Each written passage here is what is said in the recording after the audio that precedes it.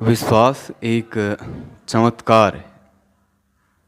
मानो विश्वास करो तो सबसे बड़ा चमत्कार है। अगर जीवन में चमत्कार ना हो तो विश्वास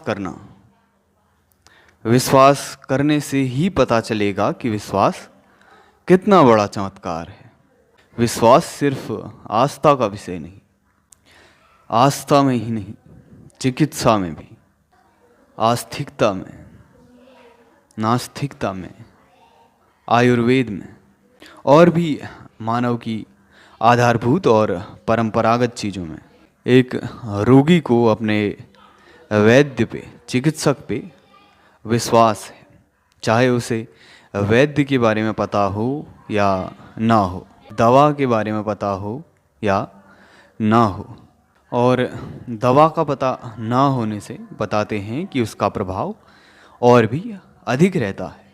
शिष्य को अपने गुरु पे विश्वास है, चाहे उसको गुरु का या ज्ञान का पता हो या ना हो, वो फिर भी विद्या ग्रहण करता है क्योंकि उसका विश्वास है।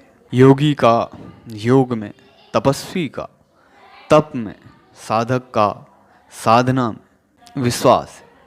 कहते हैं कि जागृति की रात को बुद्ध वृक्ष के नीचे बिना खाए पिए बैठे रहे, भले बैठ के लगता हो कि क्या मिले, लेकिन एक विश्वास है। जीवन में द्वंद्व है, धर्म संकट है, लेकिन फिर भी व्यक्ति प्रयास करता है आगे बढ़ने के लिए क्योंकि उसे भी विश्वास है।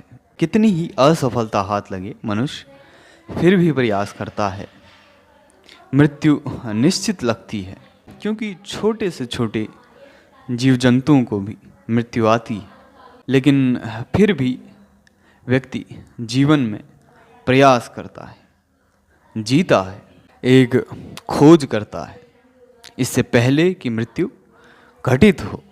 विश्वास के साथ जो है वो तो किया ही जा सकता है, लेकिन जो नहीं है, जो काल्पनिक है, उसे भी वास्तविक किया जा सकता है, वास्तविकता में बदला जा सकता है।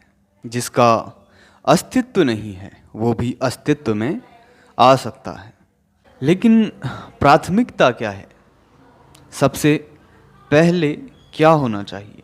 मनुष्य को स्वयं पे विश्वास होना चाहिए, आत्मविश्वास होना चाहिए, क्योंकि जो भी चीज़ पे वो विश्वास करेगा वो उसके अंदर से ही निर्मित होगी।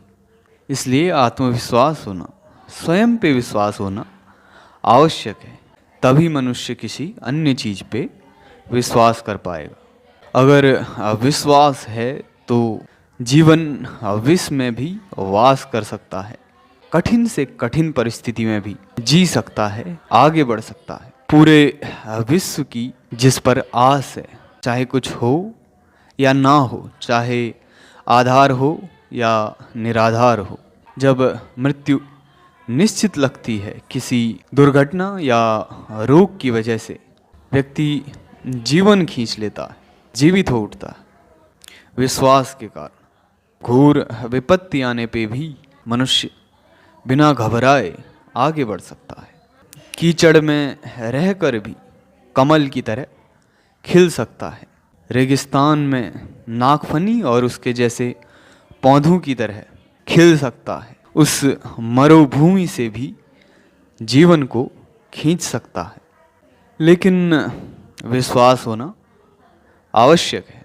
असत्य से सत्य की ओर, अंधकार से प्रकाश की ओर, अज्ञान से ज्ञान की ओर, मृत्यु से जीवन की ओर, जीवन रूपी नन्हा पौधा धैर्य, ध्यान और स्थिरता से समय आने पे वृक्ष बनता है।